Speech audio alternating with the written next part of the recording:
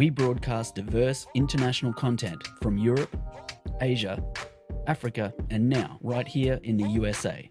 Watch us via Roku on your smart TV. Download the Millennium TV app from the App Store to stream our shows anywhere, anytime. Millennium TV.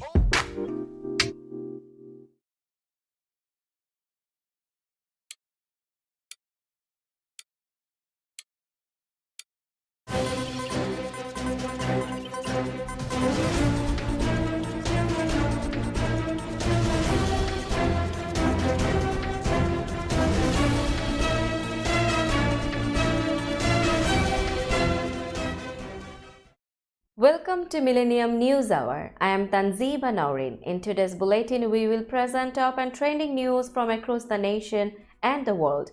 Let's begin with the headlines of the day.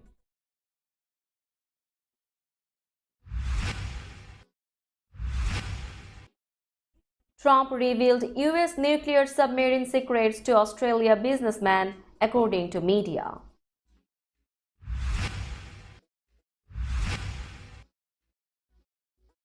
Trump endorses Jordan for US House Speaker.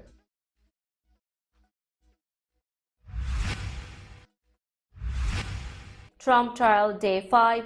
Ex-Trump executive says Allen Weisselberg asked for help in committing tax fraud.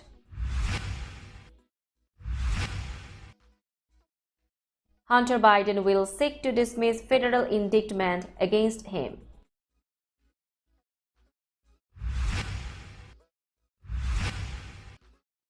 US shoots down Turkish drone over Syria after attacks near Hasaka.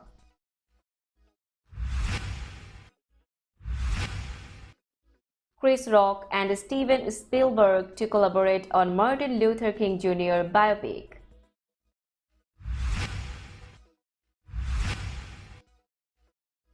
Jailed Iranian rights activist wins Nobel Peace Prize.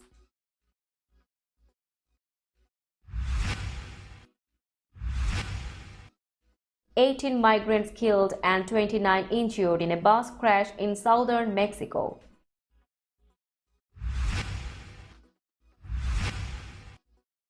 Putin suggests Wagner boss Prigozhin's plane brought down by grenade blast.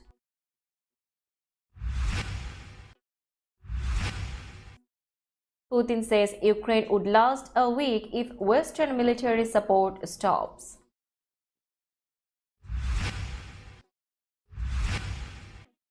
American tourist arrested for smashing statues at Israel Museum, police say.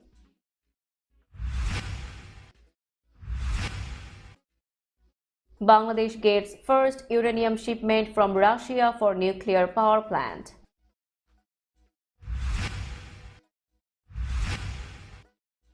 Pakistan beat Netherlands by 81 runs in ICC Cricket World Cup 2023.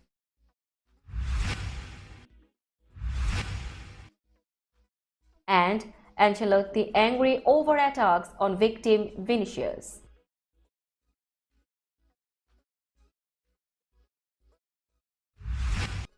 You were listening to Headlines, now news in detail.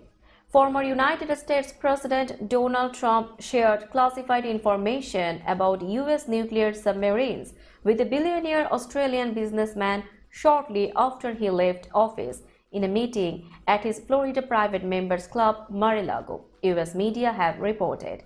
The New York Times, citing two unnamed sources familiar with the matter on Thursday, identified the Australian businessman as Anthony Pratt, who heads one of the world's largest packaging companies.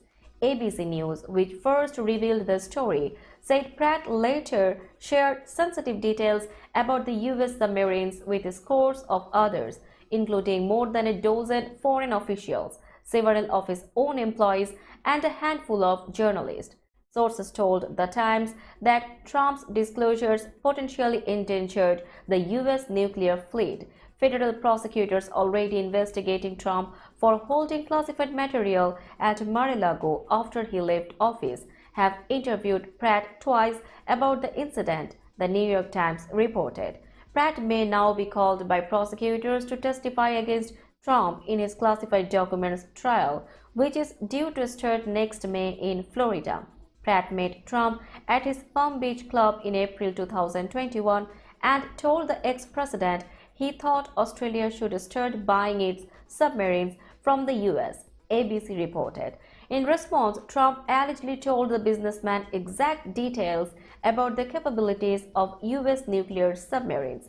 In his conversation with the Australian, Trump revealed at least two critical pieces of information about the tactical capacities of US submarines, including how many nuclear warheads the vessels carried and how close they could get to their Russian counterparts without being detected, the New York Times reported.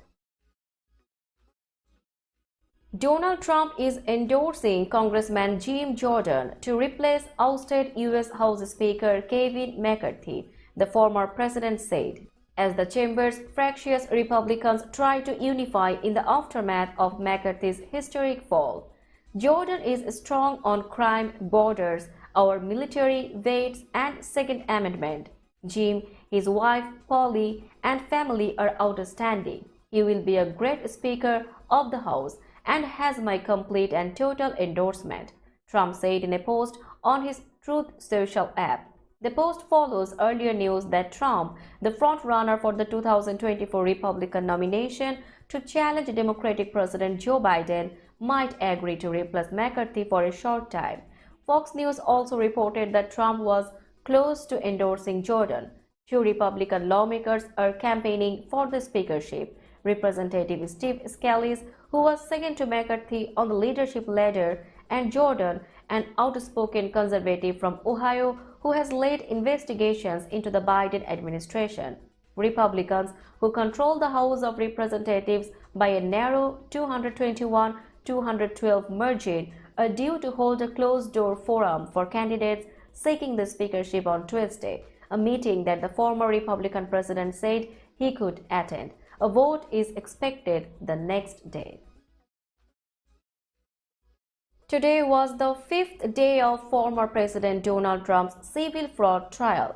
Yesterday, on the final day of the first week of the trial, lawyers for New York Attorney General Letitia James' office again grilled Jeffrey McConney, a former Trump Organization senior vice president.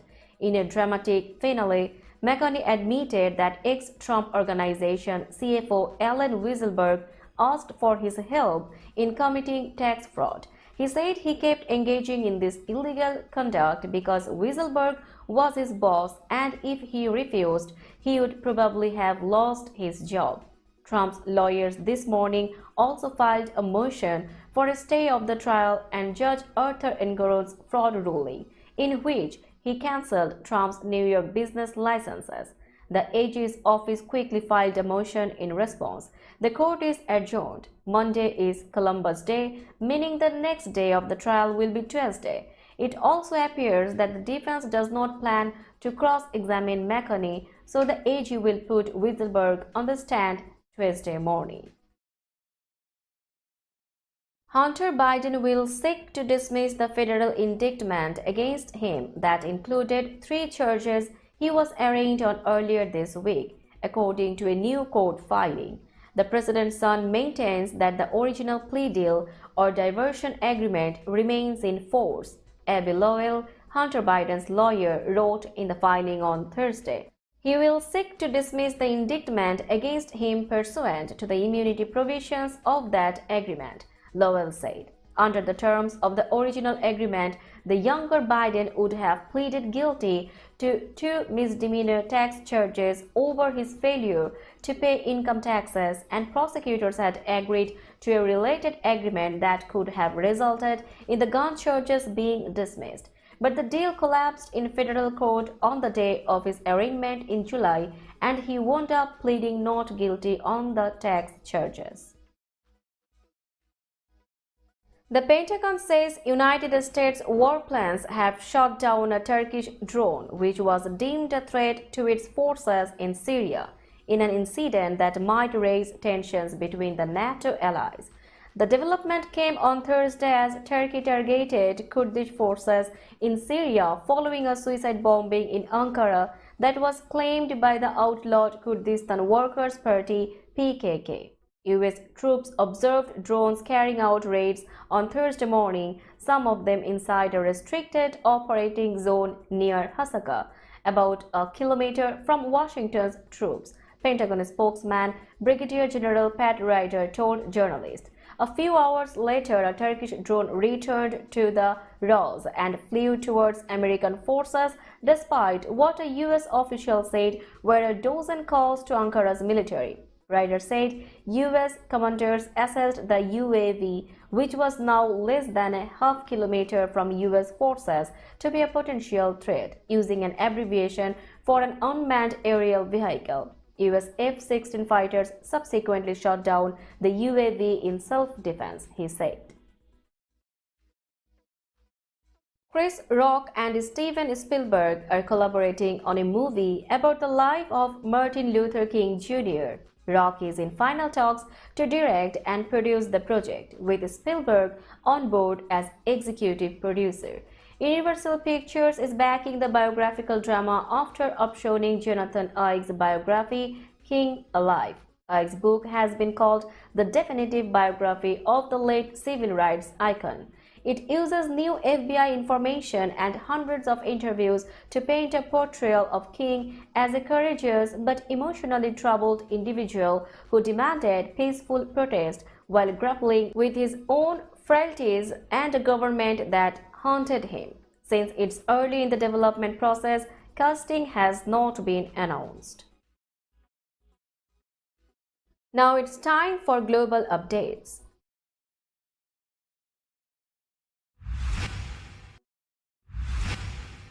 Iran's imprisoned women's rights advocate Nargis Mohammadi won the Nobel Peace Prize on Friday in a rebuke to Tehran's theocratic leaders and boost for anti-government protesters. The award-making committee said the prize honored those behind recent unprecedented demonstrations in Iran and called for the release of Mohammadi, who has campaigned for 3 decades for women's rights and abolition of the death penalty. We hope to send the message to women all around the world that are living in conditions where they are systematically discriminated. Have the courage, keep on going. Berit Reiss-Andersen, head of the Norwegian Nobel Committee, told Reuters. There was no immediate official reaction from Tehran, which calls the protest Western-led subversion.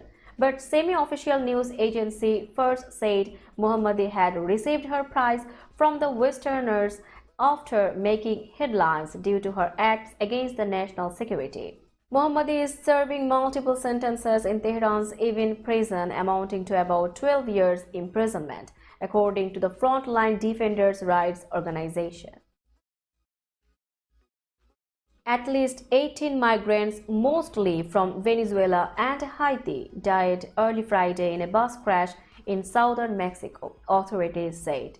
Prosecutors in the southern state of Oaxaca said the dead include 2 women and 3 children, and that 27 people were injured. There was no immediate information on their condition. Photos distributed by Oaxaca State Police showed the bus rolled over onto its side on a curvy section of highway. The cause of the crash is under investigation. State police said a total of 55 migrants, mostly from Venezuela, were aboard the vehicle. It was the latest in a series of migrant deaths in Mexico amid a surge in migrants traveling toward the U.S. border. Because migration agents often raid regular buses, migrants and smugglers often seek out risky forms of transportation, like unregulated buses, trains, or freight trucks. Russian President Vladimir Putin has suggested that the plane crash which killed the head of the Wagner mercenary force, Yevgeny Prigozhin, was caused by the detonation of hand grenades inside the aircraft.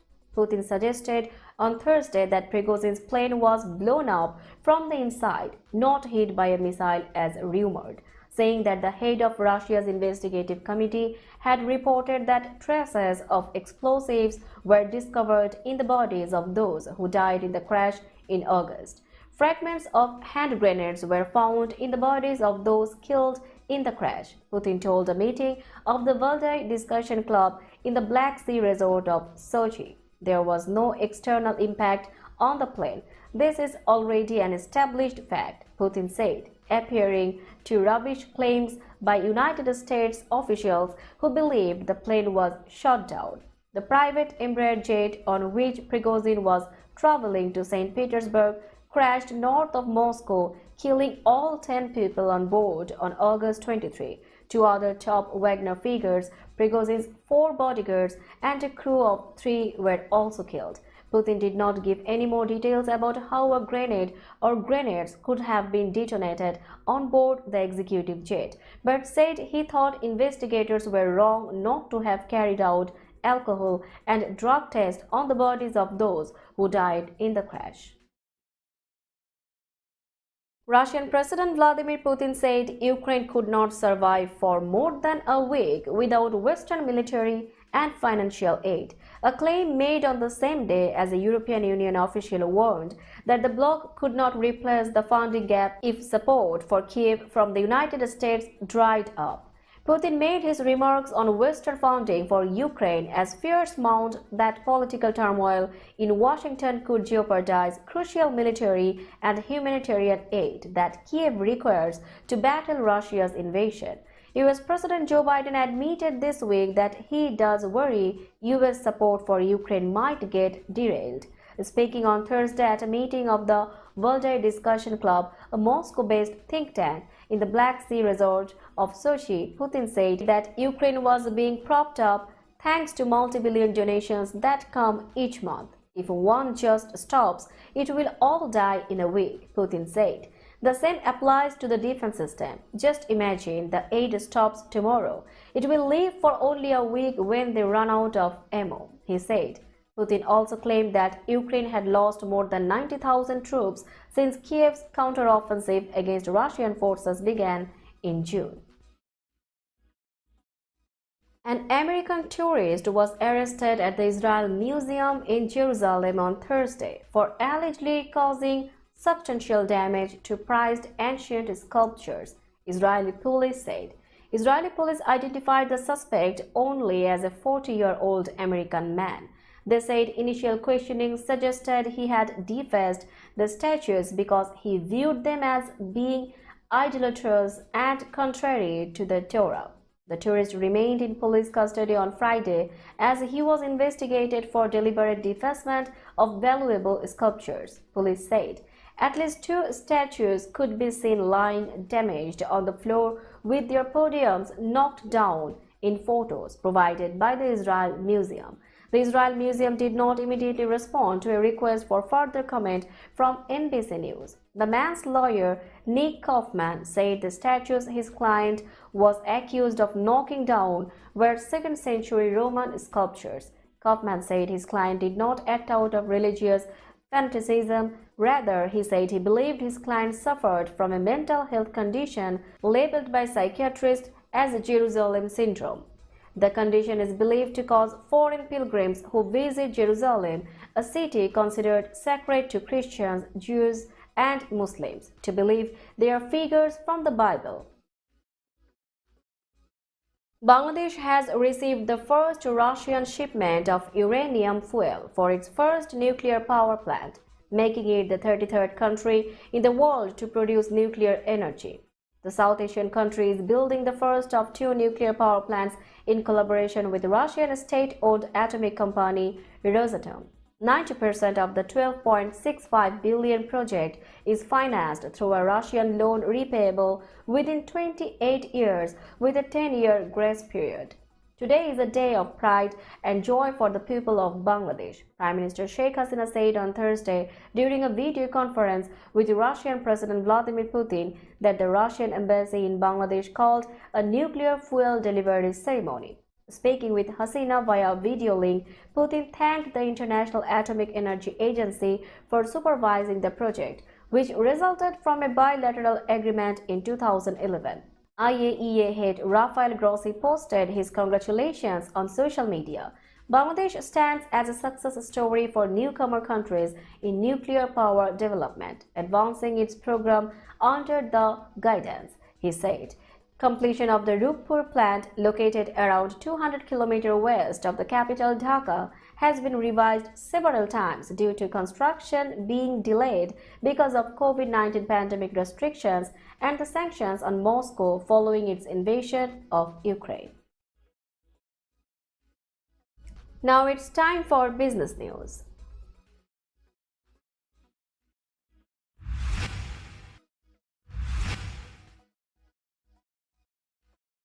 Today's New York stock close price is 15,214.02.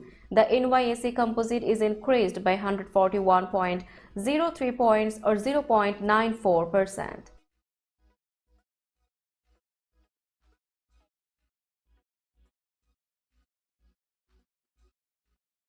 Tokyo stock close price is 30,994.67. The Nikkei 225 index is decreased by 80.69 points or 0.26%.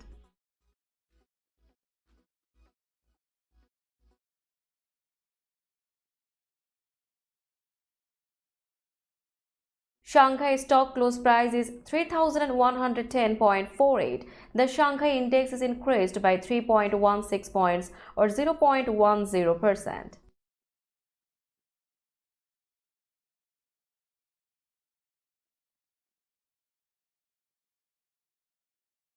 Hong Kong stock close price is 17,485.98. The Hang Seng index is increased by 272.11 points or 1.58%.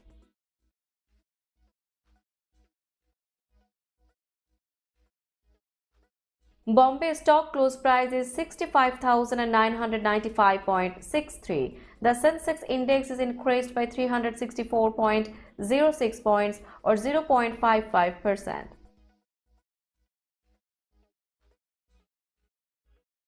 Let's have a look on today's sports stories.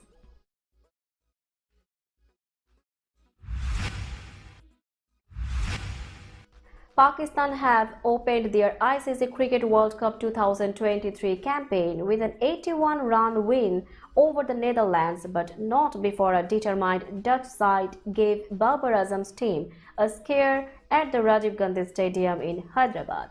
Fast bowler Haris Rove took 3 wickets to wrap up the Dutch innings in 41 overs in the South Indian city on Friday. All-rounder Bas de Leede shone for the Netherlands as he top scored for his side with 67 runs after taking 4 wickets earlier on. Dutch opener Vikramjit Singh scored 52 runs and was involved in a 70-run partnership with de Leede that threatened to hand Pakistan a shock loss in their first game. Pakistan's fast bowlers, including Rauf, Hassan Ali and Shaheen Shah Afridi, took 6 wickets between them to give their side a winning start to the tournament. Spinners Shadab Khan, Iftikhar Ahmed and Mohammad Nawaz took 1 apiece. Real Madrid coach Carlo Ancelotti criticized elements of the Spanish media on Friday for attacking Vinicius Jr. even though he was the victim of racial abuse. Valencia-based newspaper Super Deporte ran a front page on Friday labeling Vinicius Pinocchios with an image of a long nose over the player's face, a reference to fictional character Pinocchio, whose nose grows every time he tells a lie. La Liga club Valencia said Thursday they rejected reports Vinicius told a Spanish court all of the Mestalla Stadium hurled racist insults at him, with Super Deporte claiming Vinicius lied to the judge. The Real Madrid forward was questioned Thursday on video conference by a Spanish judge over racist abuse aimed at him during a La Liga match in May at Valencia's Mestalla Stadium. Public prosecutors and La Liga filed lawsuits after several people allegedly shouted "monkey" at the player and made other racist gestures during Real Madrid's 1-0 loss. Let's have a look on today's weather forecast.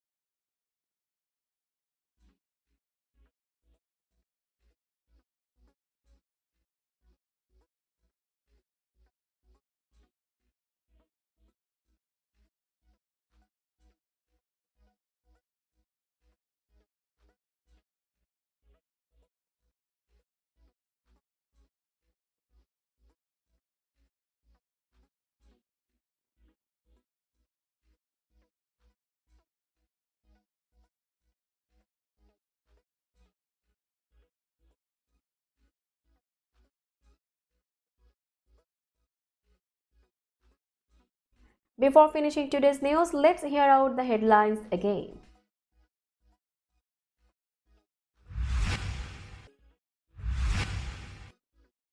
Trump revealed US nuclear submarine secrets to Australia businessman, according to media.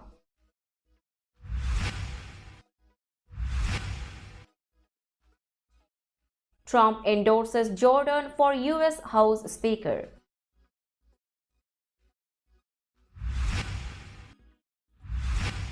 Trump trial day 5. Ex-Trump executive says Allen Weisselberg asked for help in committing tax fraud.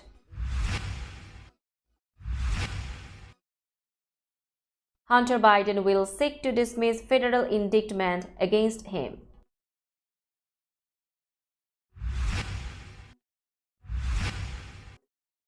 US shoots down Turkish drone over Syria after attacks near Hasaka.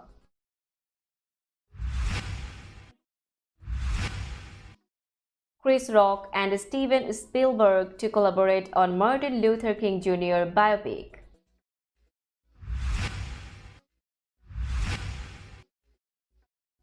Jailed Iranian rights activist wins Nobel Peace Prize.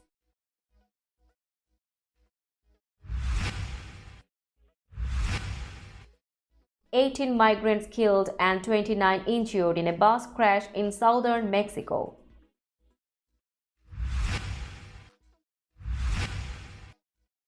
Putin suggests Wagner boss Prigozhin's plane brought down by grenade blast.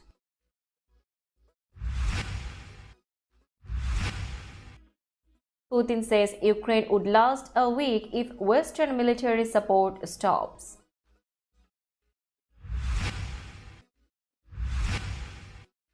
American tourist arrested for smashing statues at Israel Museum, police say.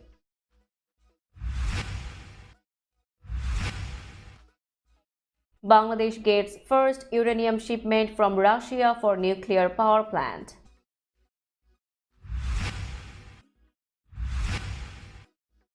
Pakistan beat Netherlands by 81 runs in ICC Cricket World Cup 2023.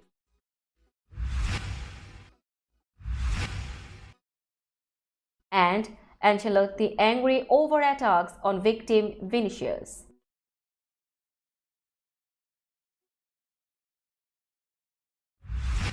That's all for today. Keep watching Millennium News Hour for latest news update. To stay updated, like our Facebook page, subscribe our YouTube channel and visit our website. Our website address is www.millenniumnews24.com. Stay connected with us for all the latest news worldwide. Thank you.